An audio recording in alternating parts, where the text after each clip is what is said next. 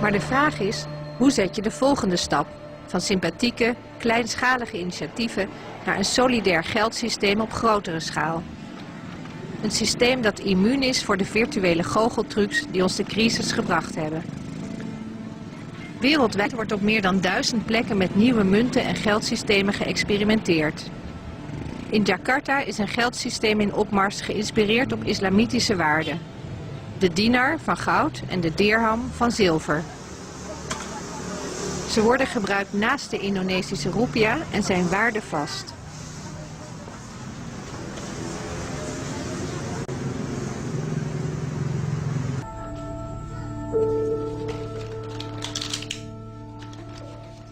Dulu tahun 2000 saya punya rekening di Bank Muamalat.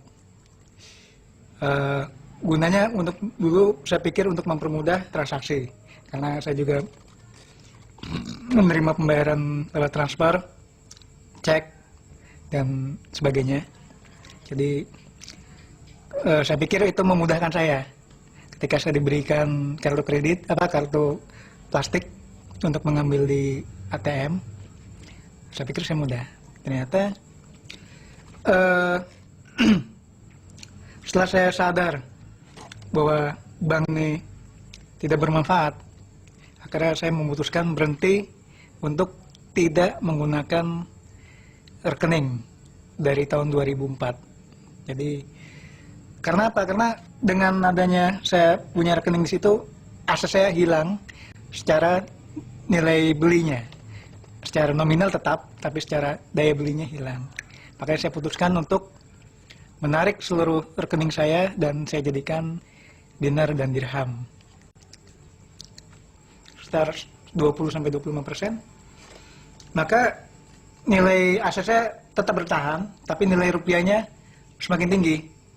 Jadi itulah saya bisa menyelamatkan aset-aset saya. Jadi saya bisa membeli bahan bangunan, pendidikan dan lain-lain dengan tanpa mengurangi nilai aset. Bagaimana kalau saya tetap disimpan uang di bank, maka saya akan kehilangan banyak.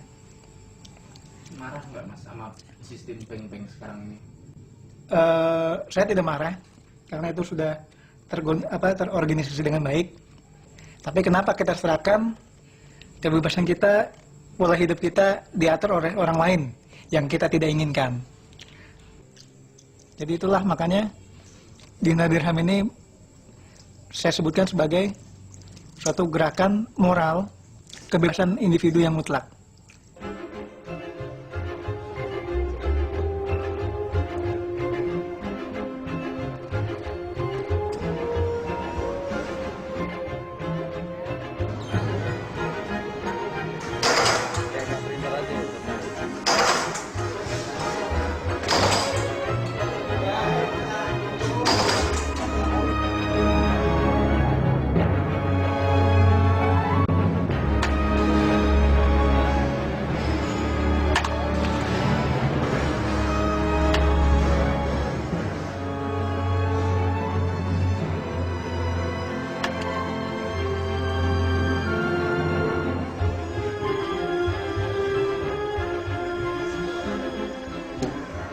Sekarang dengan keluarnya uang 2000, parkir harus menjadi 2000. Tanpa kita sadari, kemampuan kita membayar berkurang paruh.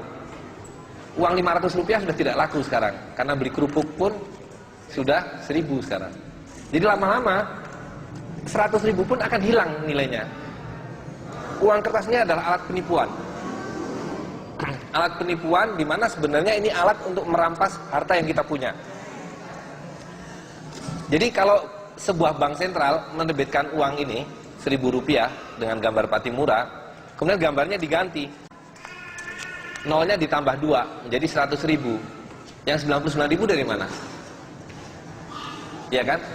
Dan artinya apa? Artinya adalah sekarang ini kalau orang untuk mendapatkan 100.000, rata-rata masyarakat kita mungkin harus bekerja 2 hari. Yang berubah adalah nilai rupiahnya terus merosot.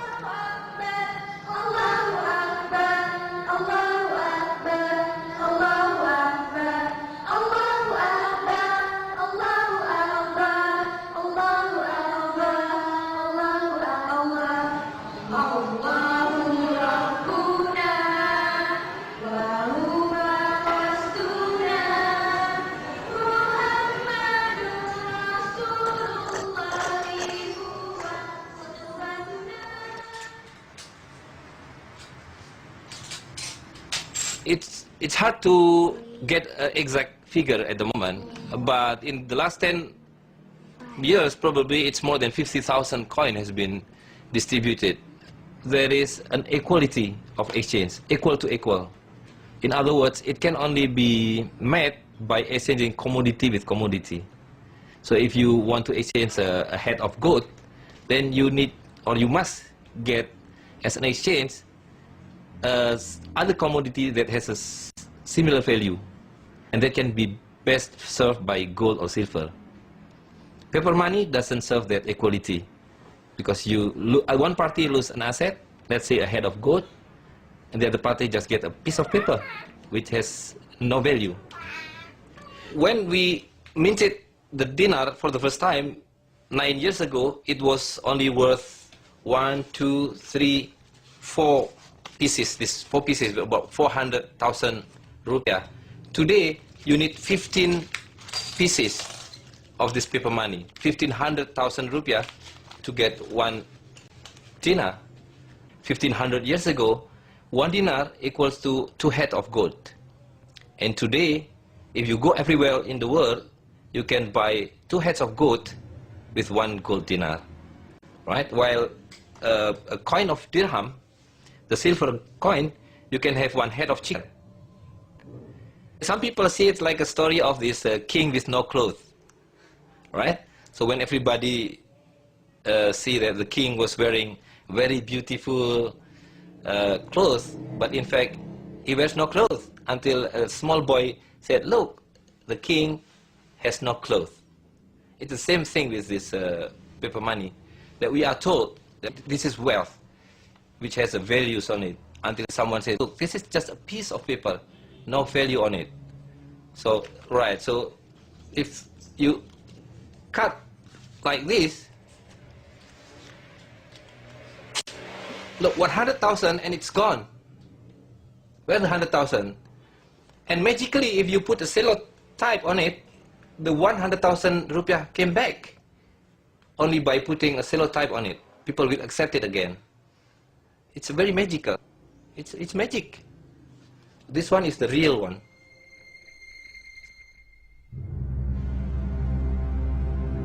The current system is not only unsustainable, but it's collapsing. So we have to be prepared with other system which can be sustainable and more stable. The banking system is the crime, and the bankers are the criminal. The current system is taken for granted as the only system available.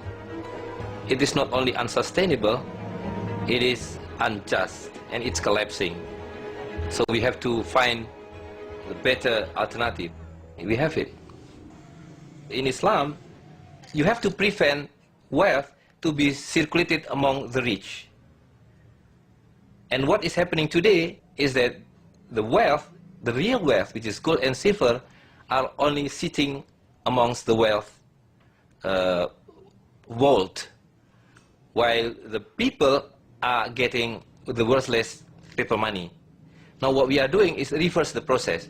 We return the paper money to the banking system and take out the gold and circulate it to the hands of the people. Now the people will have the real wealth within their hands.